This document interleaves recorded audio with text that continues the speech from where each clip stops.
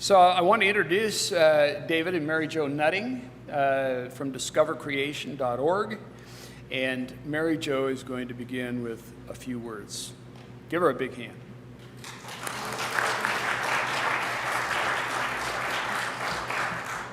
Well, thank you. And the Nances and we have been friends for quite a long time also, and we're just grateful for them. I think they follow us around, though. You know, they show up wherever we go, it seems like. But we're very happy to be here with you. My sister lives over in the Bend area, sort of, I don't know, between Sisters and Bend and Redmond. So we've been up in this area frequently, but we've never been to this church before. And so we're really happy to be here with you tonight. Why in the world do we talk about creation? What does it matter? I mean, it happened a long time ago, right? If it happened at all. And what difference does it really make? And so many people will tell us, why do you talk about creation? Don't talk about it in the church. It's a divisive issue. And I go, well, the Word of God is divisive, you know. But God's Word says He created. And it says He created everything in 6 days. He rested on the seventh day. We believe that. And we believe that science supports that, fits with that belief. And that's what we're going to be talking about over this next few hours in the sessions here, is how science and the Bible can fit together and fit together well. I didn't always believe that. I grew up going to church. I believed in creation. I believed that God created the heavens and the earth and all that was in them. I believed in Genesis. I believed in Jesus as my Savior. But I went to school. And at school I learned evolution. And I ended up believing in evolution. And you go, how in the world can you do that? How can you believe in both of these things? They're really not the same. So what I did in high school was I just drew a big line right down the middle. And on one side I put creation and Genesis and the Bible and God. And on the other side I put evolution and what I thought was science and school. And they just never, ever met. Well, that's not really a good spot to be in, is it? I went from that situation in public high school to a church college, my first year of school. And at that church college, they told me, oh, but, you know, Genesis is a myth. It was a story that was written for primitive people who couldn't understand the science of evolution. And they said those days represent periods of time, millions of years long, and somehow God must have used evolution as His method of creating. And I thought, good. Now I can take and put these two ideas together. That line can come down. I can have science and I can have the Bible, and they fit together. God must have used evolution. And I grabbed a hold of that for a while. I believed in that when I went to secular university. I finally graduated from Colorado State University, had a degree in biology. I was ready to teach biology, but what could I teach? All I knew was evolution. And so when the book taught evolution, I taught evolution too. I thought it was a proven scientific fact. All those courses in college, nobody ever mentioned that there may be problems with that theory of evolution from a scientific viewpoint, as well as biblically. Well, later on I found out that this idea that God used evolution doesn't really work. It's bad theology and bad science. And so we're going to share some of that with you tonight. But does it make a difference? Who cares? We were doing a series in a public high school in Wyoming one time, and one of the girls said to us, after we had been in there for several days, she said, well, what difference does it make? Why are you doing this anyway? Who cares about this issue? And so I said to her, are you an evolutionist? And she said, yes. And I said, well, tell me this as an evolutionist. And she was also claiming, I think, to be an atheist at the time. How do you determine what's right and what's wrong?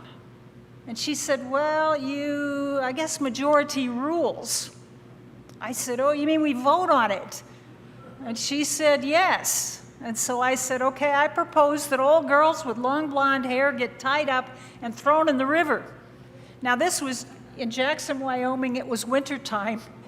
All in favor, say aye. And these guys are all going, aye, aye, throw her in the river. All opposed? She raised her hand, and we went, Okay, I guess majority rules, tie her up, throw her in. The way we determine what's right and what's wrong is by taking a vote.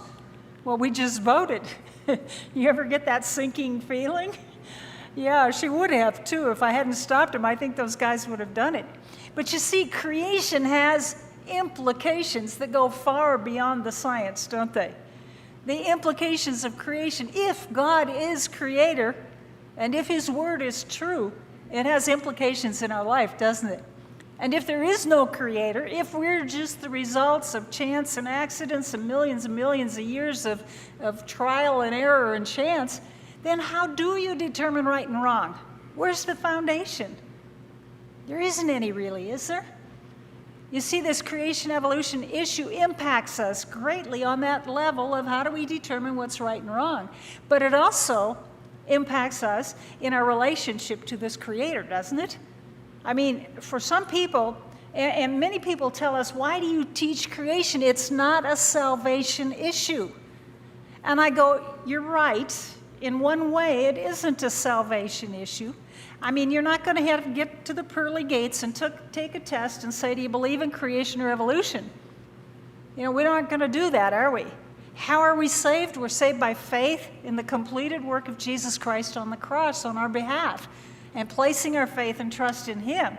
So in that way, it's not a salvation issue necessarily, but for some people, it becomes a salvation issue because evolution is the number one reason that students give for rejecting the gospel. We had a student like that up in Alaska, and this student by the name of Jeff, and Dave used to go out fishing and hunting with him, did all kinds of things with Jeff, and they were good friends. But anytime Dave got close to talking about spiritual things with Jeff, Jeff would just close up. And finally one day he says, Dave, I just can't buy this Jesus stuff. Dave said, why not, Jeff? And he says, because evolution is a fact. That means Genesis is false. He says, if God can't get the first book of the Bible right, why would I believe anything else he has to say? He had a pretty good point, didn't he? I mean, if the author is lying to you in the beginning, why would you listen to the rest of the book? Well, Jeff came to a presentation by Dr. Henry Morris up at our little college up in Alaska, and at the end of that time, Jeff said to us, if evolution isn't true, it doesn't leave much, does it? He said, I better start doing some thinking. And in just a couple months after that, Jeff became a Christian. He placed his faith in Jesus. Now, what was the difference? Now he had a foundation for faith. Now he could believe what that Bible said. And he could believe that God was the creator, is the creator. And he believed that Adam and Eve had sinned against God and brought the sin and death into the world. He believed that he was a sinner and in need of a Savior. And so for Jeff, this was a salvation issue, wasn't it? It was what was impeding, evolution was what impeded him from coming to know Jesus earlier. And we find that's the case for students all around the world, really. We go to universities quite often, and at the university campus, so often we have students say to us, well, I used to be a Christian, or I used to believe in God, but then I went to the university. And we say, what happened? And they'll say to us, biology class. I talked to one student, she said 6 weeks into biology class was all it took to shred her faith to nothingness. We need answers, and we believe there are good, sound, solid, scientific answers that support and go along with what God says right in the book of Genesis. And so what we're going to do tonight and over the next, tomorrow and the different sessions is to share with you some of the science, show how it fits with what the Bible has to say, and that we can truly place our faith in Jesus, but not only that, we can truly believe his word right from the very beginning to the very end. And that gives us a sound, solid foundation for faith, doesn't it? So if you're here tonight and you're a skeptic, or you're listening in on the live stream and you're a skeptic and you say, hey, I don't believe this stuff, we say, welcome. We didn't used to believe it either. But you know, the evidence is there. And I believe that God is always open to honest seekers and questioners. And if you have honest questions, bring them on, and bring them on to God. He's not threatened by our questions. You know, so if you're a seeker tonight, or if you say, hey, I believe evolution is proven scientifically, we are glad that you're listening, and we'll be happy to interact with you afterwards with questions and answers and so on, and point you to resources that might help you to study this for yourself. Because what we found was what we were taught in the textbooks and on TV and in the museums and so on was not always the whole picture. There's a lot more. There's a lot that goes on behind the scenes, and you sometimes have to dig for that, don't you? So Dave's going to come, and we're going to talk tonight, first of all, about fossils, because after all, fossils are the best evidence of evolution, right? Are they? No?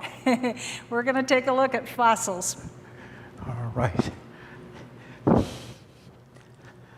Okay, it's good to be with you. And it's a nice, cool day here. Grand Junction was 101 or 102 when we left.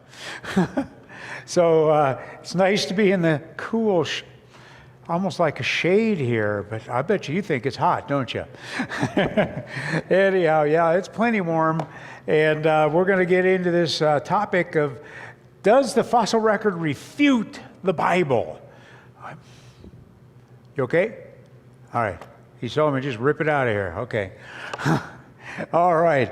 Well, anyhow, I just sent these sign-up sheets around for a publication called Think and Believe. And we really do believe if people think about this issue, they'll believe that there is a creator God, especially as they studied it. That's what I ended up doing. I ended up studying and researching myself and ended up evolving from an evolutionist to a creationist, okay? But it was based on scientific evidence. So that's what this is. And if you are viewing this, a live stream tonight from somewhere else, you can go to our website, discovercreation.org, and you will be able to sign up right there for Think and Believe. So anyhow, it says in the beginning, God created the heavens and the earth, right? But that's not what we get in school or virtually anywhere else around us. We get a different idea. Most of us are taught that evolution is a fact, and that starts with dinosaurs in the kindergarten era, doesn't it? So we are taught that the idea of evolution, science we call it, takes a huge bite out of the Bible. All right? So can you really believe in the Bible? Or does evolution kind of refute that? So what's the plan? That's what my grandson would keep telling me. What's the plan, Grandpa? What's the plan? Anyhow, so what's the plan? Are we going to ignore it? A lot of people in the church just ignore it. Don't worry about it. It's not important. We have it all the time. We hear that. It's not important. Why give time to it? Mary Jo already gave you some of the reasons why. And I say, no, we can't ignore it because it is important. If the number one reason that young people give for rejecting the gospel message of Jesus Christ is evolution, that's an important issue, isn't it? And we also find as we travel that a high percentage of the young people from evangelical church homes, such as this one, by the time they're out of college, have rejected the church and the teaching of the church and the Bible. And so, yes, this is important. We can't just ignore it, can we? So what's our option? So throw out the Bible, right? Because evolution is a proven fact. Or maybe throw out evolution. I think our option is going to maybe do a compromise, and some people say that. And Mary Jo's mom was taught, oh, well, the fossils were planted by the devil to deceive people. Well, I didn't go along with that either, all right? And so, no, that doesn't work. There's the gap theory that maybe there's millions of years between Genesis 1:1 and Genesis 1:2. Or maybe God used evolution as his method of creating. These are called the Christian compromises. And I think after tonight you'll realize you don't have to make those compromises, because true science supports creation and what the Bible says. We don't have to compromise our faith whatsoever. I think the other option is research the evidence. And that's what I ended up doing when I was presented with this material clear back in my third year of teaching on the college level up in Alaska. Before that time, I was a staunch believer in evolution. In fact, this is a picture of me on a television program teaching how the study of rocks and fossils proved evolution. And I can already teach it at that young age on a television program because that is all I had ever been taught. Okay? It wasn't until the third year in college teaching that Mary Jo found this particular book called Evolution, The Fossils Say No by Dr. Duane Gish. And when I first looked at that title, I said, he's crazy. Everybody knows the fossil record proves evolution, right? Because that's what I had been brought up on. And the more I studied it, and that's an option, isn't it? Do the research. The more I studied it, I realized I have to do my own research instead of accepting everything I had ever been taught by everybody else. Then the more I researched it, the more, you might say, both Mary Jo and I evolved from the evolutionist to the creationist, okay? And it did not take a million years to do it. I'm sure you've heard evolution is just religion. Or no, you haven't heard that at all, have you? You've heard creation is just religion, whereas evolution is science, okay? I'm sure. You might listen to Bill Nye, the science guy. What does he tell you? Same thing, right? But I'm here to say one thing. Evolution is not science.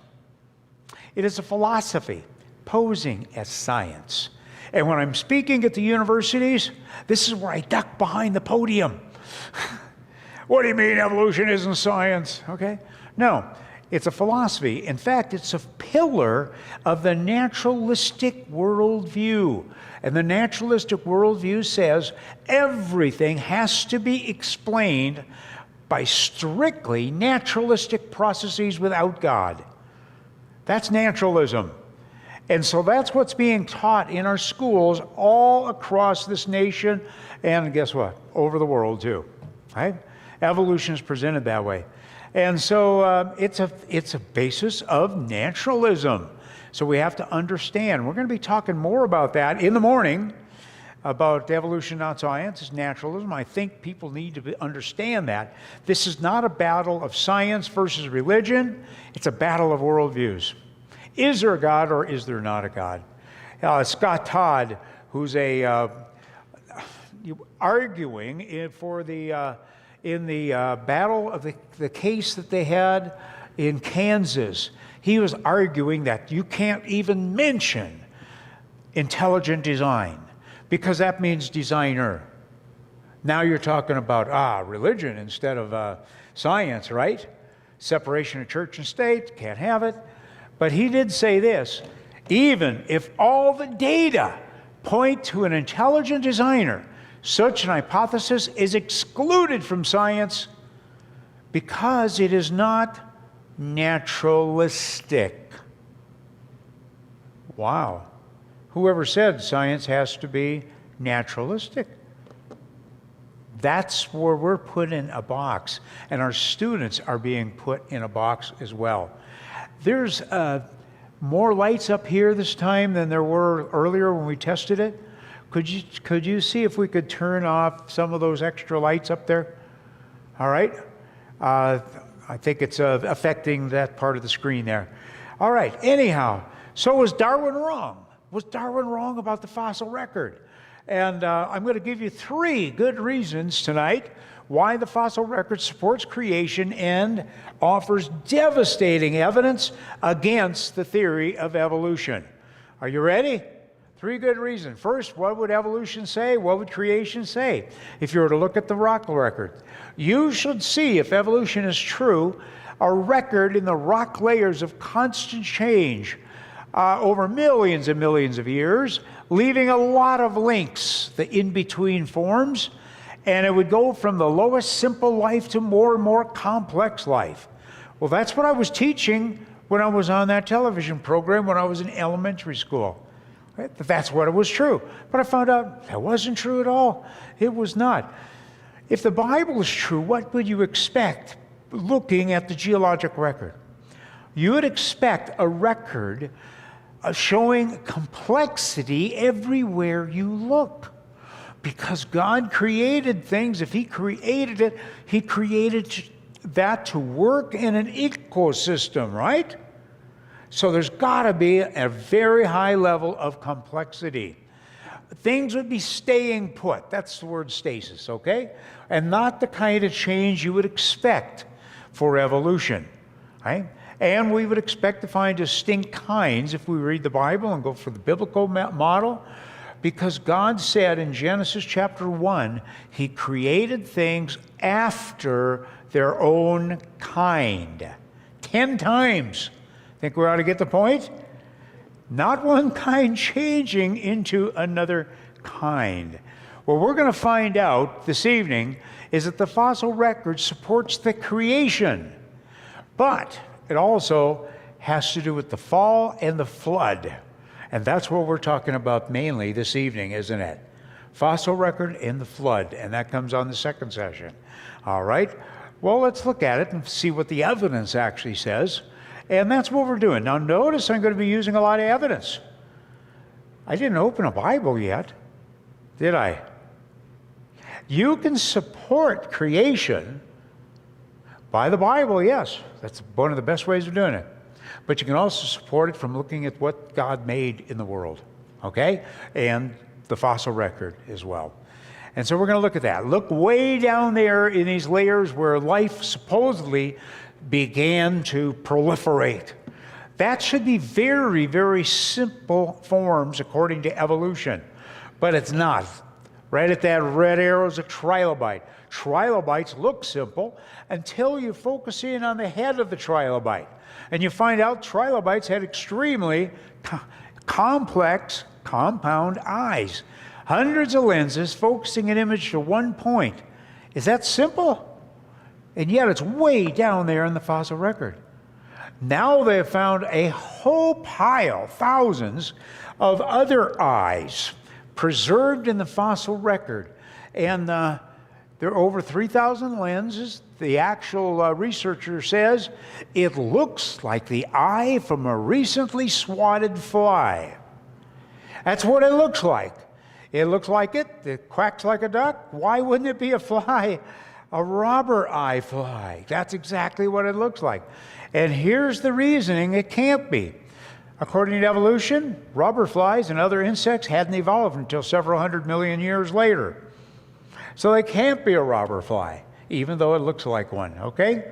And yet, that's way, way down in the fossil record. At the minimum, what do we see? Extreme complexity in these lower geological layers. That doesn't fit evolution at all. You know, there's a Denver Museum exhibit. They call it their Cambrian Explosion Exhibit. And here's what they say. 545, and I'm going to add one word to it. They didn't put that one in. Evolutionary years ago. The reason I add that word is evolution needs time and lots of it. I don't. I believe if God's powerful enough to create, He's powerful enough to get the job done. He does not need those millions and millions of years, does He? Okay, but they said there was an explosion of life. And get what they say. And all the different body shapes and plans popped into existence. That does not fit slow and gradual Darwinian evolution, does it? That fits the creation and possibly the fall and the flood. All right. Now, let me show you a few of these things. One of the things they found way, way down in the Cambrian is an arthropod, but they took a brain scan and found out the brain scan looks identical to brains that you might see today in the same type of creature. Same thing. There's no evolution going on there whatsoever. And that was just a couple years ago when they found that. So I'm seeing complexity everywhere I look in the fossil record. The idea of stasis, things staying put, not a lot of change. Okay, what do we see? Here's the fossil you can pick up out of the rock layers. And here's its modern counterpart. There's not a lot of change there over millions of years, is it? Oh, about the same. Sassafras, the modern and the fossil are identical. And over all those millions of years, what's that called? A pine cone, right? You can recognize that it is a pine cone, right? And this is supposedly over 140 million years of supposed evolution. There should be some kind of change. Dragonflies and these mites have always been mites. In fact, look at the pattern of the wing of the dragonfly right here. Not even the angle of the wing has changed, has it? I mean, it's the same. And it's supposedly, again, 140 million years of evolutionary history. If you study fossil insects, guess what you find? They're exactly what we have living today. No change. Okay? No change whatsoever. Denver Museum exhibit shows sharks. It says the first sharks evolved 450 million evolutionary years ago. Then they said this, sharks have changed very little over the years. Well, wouldn't you expect to see some change over all that time? And in fact, they actually found a living shark. And it was reported in the news, but a living shark identical to the ones we find in the fossil record. And they say this is unchanged over its entire 450 million years of evolutionary history. Now, wouldn't you expect to see some change? There's a thing called genetic drift. Yeah, we would expect to see it. Fish have always been fish. This Metaspringa, they say that it's a vertebrate, had advanced eyes, blood vessels, gills, digestive system, muscular swimming. What does it sound like? Fish. Okay? Fish is what it is. Coelacanth, thought to have been extinct for about 65 million years.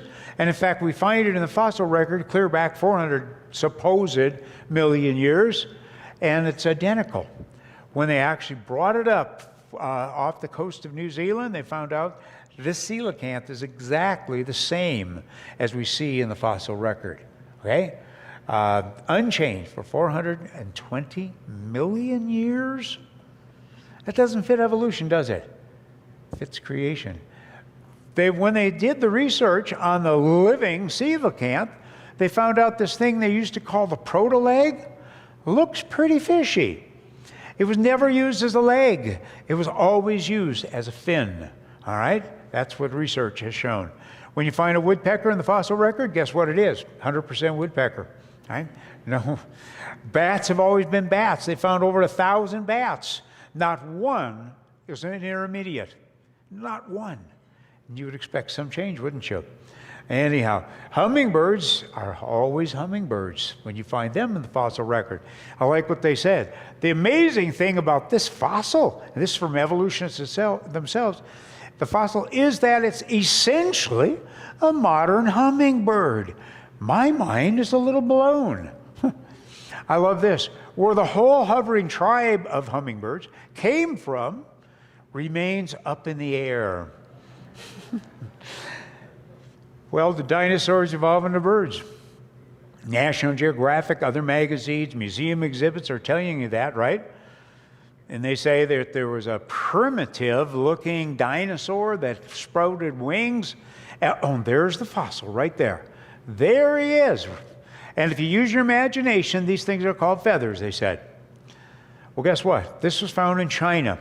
Turns out that that fossil that you see right there was a composite of 5 different fossils put together by some Chinese residents and sold to a museum. They were actually able to prove that now. Okay, so you see the article dismissing that one now as a hoax. All right. All right. Well, what about that guy? Oh, more. Look at the feather. No, those don't look like feathers at all. That one fell out of the sky. Here's another one. This is what it says. Last April, Nature published a paper by Kevin Padian, University of California, Berkeley, on a pterosaur with a tail from the same fossil deposit, or Archaeoraptor. That was the first one I showed you. Zoo says the tail was added by a local resident before selling it to a Chinese museum. I'm becoming very skeptical of these fossils coming out of China. There's so many of them. Well, did they really evolve, though? Do we have the evidence for it? The answer is no. PLOS magazine reports that theropod dinosaur with 3 birds in its stomach. These guys weren't evolving into birds, they were eating birds. So, all right. Did you know this? According to the modern theory, dinosaurs had their heyday over here, modern birds, and mammals didn't come over until here. But look what they have now found. Fossils of modern animals such as sandpipers, loons, ducks, flamingos, cormorants, albatross, parrots, owls, ducks, a lot of birds, right? Okay, possums, hedgehogs, boa constrictors, penguins, robins, salamanders, lizards, crayfish, lobster, and mayflies. They're all found in dinosaur rock layers. Now, I wasn't taught that when I was going to school. I didn't teach that on that television program because I never heard of it. And yet, they have known this for a long time, and now I wonder, why hadn't I been told this? Why? How come they withheld that information?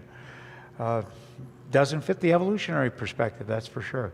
Now they're finding soft tissue, nerves, organs, DNA in fossils, including dinosaur fossils, okay? How do you get soft tissue preserved and DNA preserved for supposedly 140 million years of evolutionary history? There's only a short half-life of being able to keep that thing from decaying. Did you understand that? So that's been a real stir in the geologist record. They have actually, here's a list of 42 different fossils that have been found, dinosaurs including, and other things as well, all found with soft tissue. This goes against the millions and millions of years. It doesn't work. When we look at the fossilized tigers, etc., cats have always been cats. Hey, that's just last couple years that came out. Now they found a fossil lizard in 2015. In fact, they can tell you the species of that lizard because we have identically the same lizard living today. All right, same thing, no change whatsoever. And so I'm going to say stasis, not change. Things are staying put. That's exactly what we would expect from a creationist model. This whole idea of distinct kinds. Here's what you see in a textbook, right? One kind changing into another one. This kid's textbook are great to help kids learn evolution by strictly artwork. That's all it is. It looks good, but when you actually look at the fossil record, you don't find these in-between forms whatsoever. And in fact, these things are called the missing links for very, very good reason. Do you know what that is? They're missing. Evolution requires them, but they can't find them. And in fact, David Kitts says that. Evolution requires intermediate forms between species, but paleontology does not provide them. And he's a paleontologist himself. In fact, he's writing in the magazine called Evolution. Okay? But he admits it. We don't have the record. Errol White specializes in fish. He says, but whatever ideas authorities may have on the subject, the lungfishes. By the way, that's your great-great-great-granddaddy, according to evolution. But he says lungfishes, like every other major group of fishes that I know, have their origins firmly based on what? What's that word? Nothing. Then he said, as an evolutionist, I have often thought how little I should like to have to prove organic evolution in a court of law. Even Dr. Stephen Jay Gould, before he had passed away, had said, the extreme rarity of transitions in the fossil record persists as the trade secret of paleontology. Don't tell anybody, right? Okay, so what do we see? Every one of the evolutionary predictions for the fossil record is no. Every case. No, no, no. So what do we see? The fossil shows the animals seem to be created after their own kind, not one kind changing into another kind. Wow. That's exactly what it says in the Bible, right? 10 times. Now, the Bible isn't a science textbook, but when it touches on the science, it's accurate. That's the nice part about it, okay? Every prediction from the creationist model is yes. But you might say, what about the horse series? Isn't that a beautiful sequence of how the dawn horse evolved into the modern present-day horse? Looks good in the textbook, right? But remember, this is artwork. Artists make it look really good, don't they? In fact, look at the number of spots. A lot of spots, fewer spots, no spots. What do you know about spots when you find them over there in the John Day fossil beds, right? Nothing. They don't have spots. There's a problem with the tooth structure. How do you go from a browsing tooth to a grazing tooth, leaving no transitions in the fossil record whatsoever? Problem with the foot structure. The number of pair of ribs go back and forth without any pattern. And now, even in the John Day country and also in South America, they have now found the bones of modern-day horse in rock layers at and below his supposed ancestors.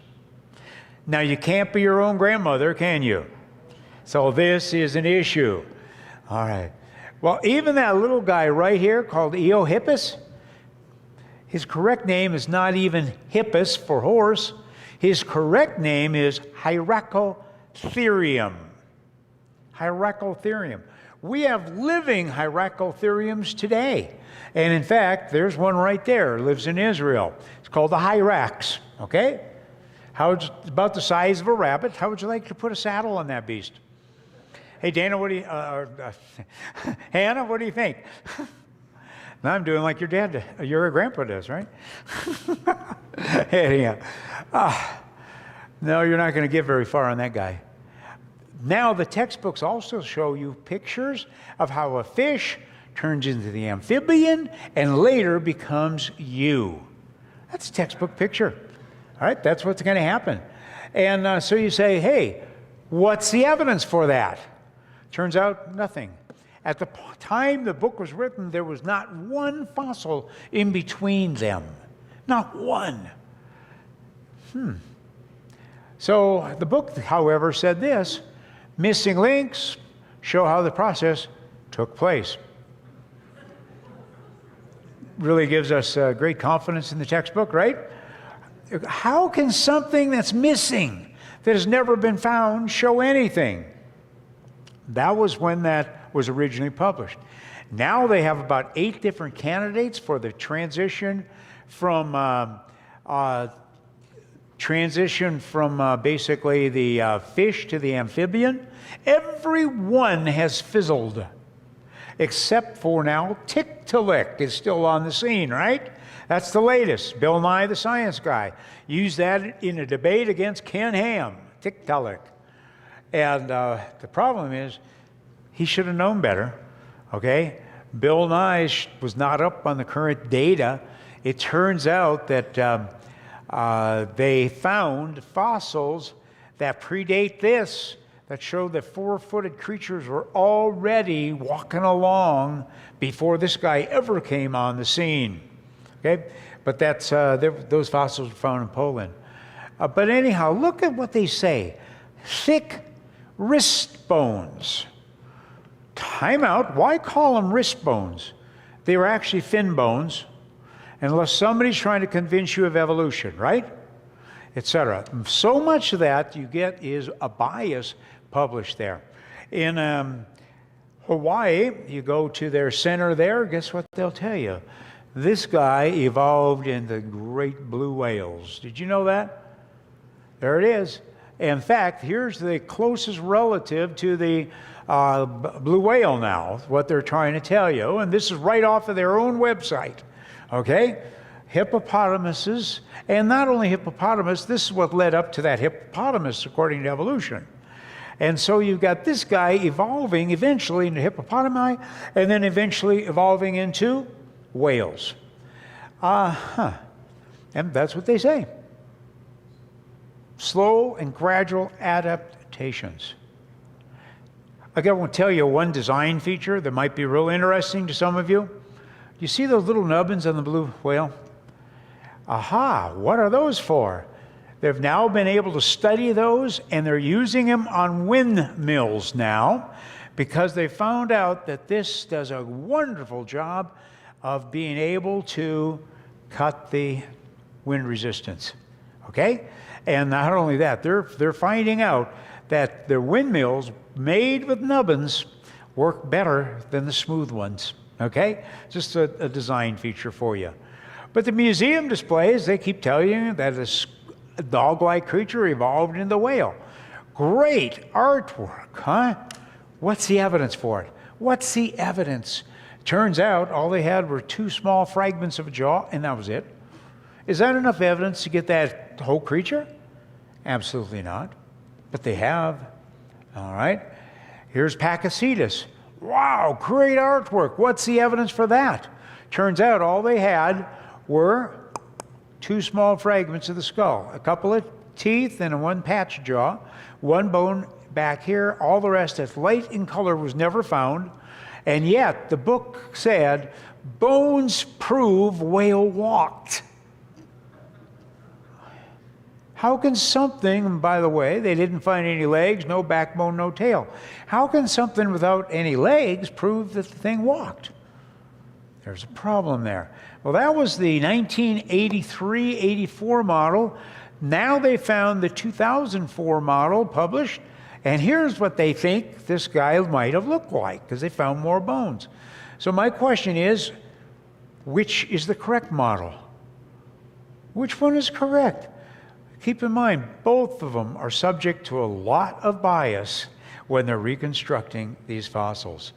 All right, here's one of their evolutionary links now. That was Pakicetus, by the way. That one kind of bit the dust anyhow just recently. But Ambulocetus was another one, and you see all these diagrams of Ambulocetus, right? Interesting thing, there's a lot of artwork involved in here. But when you look at the skull, they say, look at this beautiful skull. There's the blowhole. Look at, they have the whole skull, right? It's in the museum that way. It's in the textbooks that way. The problem is they didn't find the whole skull. And in fact, all you see is the part that's dark in color. All the gray was added for your viewing enjoyment. You understand that? Not enough evidence. There's no blowhole. In fact, they actually got the guy who brought it in on videotape admitting, I didn't find a blowhole. Okay? All right? And that's been a problem. So originally, when they made this thing, this is all they found were these pieces right here. Not much, huh? Not enough. Rhodocetus, again. Problem with Rhodocetus is they show it with nice big flippers. They show it with all kinds of features, but they didn't find any flippers. They didn't find any tail, no fluke. All they had is this amount right here. Is that enough evidence? No. Okay. They used to say that we can prove.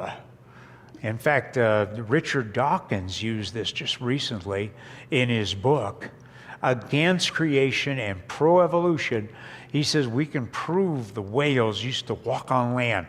Why, we have rudimentary limbs right here that is even in modern whales. All right? That proves that they used to have legs, but they lost them. Problem is, now in 2014, a new article came out. Researchers turned a long accepted evolutionary assumption on its head. They found a very vital function for these bones, specifically to basically to anchor muscles that are necessary for reproduction in this particular creature. So that whole thing's out the window now. How about human evolution? Does that look like Grandpa right there? They'll always teach you have apes in your ancestry, then they'll show you a picture like this. But the thing is, when you see a picture, you say, wow, what's the evidence for that guy? Well, it turns out they didn't find the whole skeleton. All they had was a skull cap. Just the top of the skull. Everything else, again, added for your viewing enjoyment. And can you get this whole creature out of that? Only if you want to. And if your theory and your naturalistic assumptions force you to do that. All right? Nebraska man, a lot of you know that that was based upon not the whole skeleton, but one single tooth. One tooth, the whole tooth, but nothing but the tooth. Okay? And based upon that, they figured out what he looked like, who his friends were, etc. Then they found out that tooth did not even belong to Nebraska man, but to the original Nebraska cornhusker. Huh? There he is right there. Do scientists make mistakes? Yeah. This was the deliberate hoax. Somebody took the jaw of an ape, put it together with the skull of a modern man, and then put it together. They hit it. Scientists found it. They made this particular picture of Piltdown Man. Problem, this was in textbooks for over 30 years before they were able to show it was a hoax. 30 years. And then for an additional 40 to 50 years, it was still in the textbooks, even though they knew it was a hoax. All right? We are in a spiritual battle here. It's not just science versus religion. It's a battle of worldviews, isn't it? And if you're trying to prove atheism, guess what? Anything works, right? So, this is out of a second grade book used in the Grand Junction, Colorado area. And wow, great artwork. What's the evidence? All they had were 2 small shreds of a jaw for this whole guy right here. That's it. And from that, they got Mr. Rhompithecus and the rest of the family. Is that stretching it? Yeah. Now they have more bones of Rhompithecus, and they realize he is nothing but an ape, and that's all. Okay? Lucy, they found, Dr. Johansson found it in Ethiopia, and there you see the creature right here, about 40% of a skeleton is all they found. They made this reconstruction of what Lucy looked like, but wait a minute, Lucy didn't have a full face. How did they get that? Called artwork, isn't it? All right. Then they show in the museum Lucy with hands and feet. Wait a minute, there wasn't any found. Where did that come from? Again, it's just surmised. And so we have a real problem here. We're given a whole lot more material, or a whole lot, not enough evidence to base our artwork on, and yet it is the artwork that convinces young people that evolution is true, not the actual evidence. Artie and Ida were introduced just in time to celebrate Darwin's birthday. It would have been his 200th birthday, okay, if he was still around. And I, especially Artie, was there and introduced just weeks before the anniversary of the, would have been 150th anniversary of the publication of Darwin's famous book on the origin of species, okay?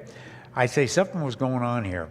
The interesting thing about it is, notice the whole skeleton here, another whole skeleton for Artie, a whole hand. Turns out the hand was found not with the rest of the skeleton. It was found in a different locality and just brought together, assuming it was the same species. And Ida turned out to be a fossil lemur, and yet it was touted as the best proof of evolution for a little while. And it's not at all. Homo naledi is one of the latest ones, okay? And if you want to know more about these things, I'm not going to teach you right now. I recommend you pick up this book. I think we have it on the book table there. Contested Bones, just published, okay, just a couple of months ago. Contested Bones. Where's that at, Molly? Did you find it there? Yeah. It goes through virtually all of the more recent human evolution finds and shows you what's wrong with them. Really important material. And written by a couple of major experts. So the next time they show you this happens to be your great-great-great-granddaddy, you need to ask those questions. And here are the questions. What's the evidence? Was there enough evidence to get this picture? No, that's all artwork. Okay? Is this a composite? Turns out all of these skulls were pieced together from several localities. You can make it look like whatever you want when you do that, okay? And you might ask, do they really know that? from that evidence. Okay? Do they really know that? So what do we see? We see complexity everywhere. You better believe it. We see things staying put, limited change, and we see distinct groups. Wow. What does that indicate to me? When I look at the fossil record, I see evidence that there really was a flood. That's our next topic this evening, okay? Our next topic. All of this fits with the biblical record of creation, the fall and the flood, and speaks volumes against the evolutionary theory, okay? Okay, so what do you do with this information? Now what do you do? All right, so research the evidence yourself. Got a lot of books there. That would help, right? A lot of wonderful books over there that talk about this issue. Some of you just say, I'm just going to believe God's word. And I think that's a perfectly good way of doing it. All right? And you can take my word for it that you can believe God's word. I used to not think you could. Teach your kids and your grandkids. One of the best books for all ages is Unlocking the Mysteries of Creation. It's on the table back there. There's now a book, Have You Considered? It's a day-by-day devotion. One for each day of the year, one page. And you can get creation in bite-sized pieces throughout the whole year. I consider that to be extremely important. The latest version is it's come in a hardback, by the way, too now. Full color, beautiful book. Only $12, okay? I mean, that's well worth getting, isn't it? And it's well worth getting 10 and give them out for Christmas presents, by the way. All right, that's what you can do all your Christmas shopping tonight. Did you know that?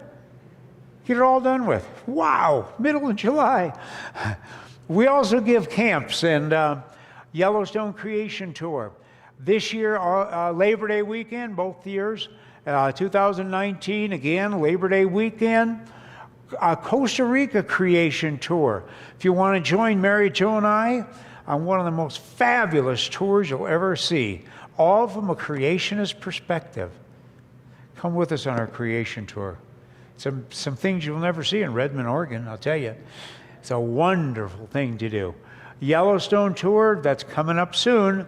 We still have a few places there left for you. And what do we have? Hot springs, wildlife, geysers. It's a wonderful place, and a full creation tour, and some teaching that goes right along with it too, not only in the bus, but back at their camp. So visit our website, discovercreation.org. This is a wonderful resource. If you have a question, you don't know how to answer it, search for it on our website. If you don't find it there, expand your search. There's a place you can check, and it'll hit 6 wonderful creation websites to help you find your answer. Okay, we're one of the few organizations that'll actually go to somebody else's website too. Okay, and we're hoping you use this information to make a good defense. Aren't we called to make disciples? Part of making disciples is to answer their questions, isn't it? Whether we're talking about our own family or our neighbor. There's wonderful ways of being able to do that, okay? One of the things is we do something in Grand Junction now with a gorgeous building, there it is, that the Lord has provided for us. It's 1/2 block from the Colorado Mesa University. It keeps going away, okay? Now, what we anticipate doing is being able to launch, and we're already doing it, we're launching a outreach into the university. Right? You can do that right here in your own community and into the schools here. If you want to know how to do it, we're glad to help you get started doing that. Okay? We hope that what we're doing in the model will go around the country. Well, the point of this last session is we are in a spiritual battle of worldviews. Take home, evolution is not science, it is philosophy. And there's no need to compromise your faith. No need to compromise what the Bible has to say. So stay tuned. We're going to take a short break here, come back here at oh, let's say 15 minutes from now. How about 12 and a half minutes after 7 o'clock? And then we'll get into the second session, and that is tremendous evidence for the flood, geologically, archaeologically, and biblically as well. All right, so take a short break here, and we'll see you in a little bit.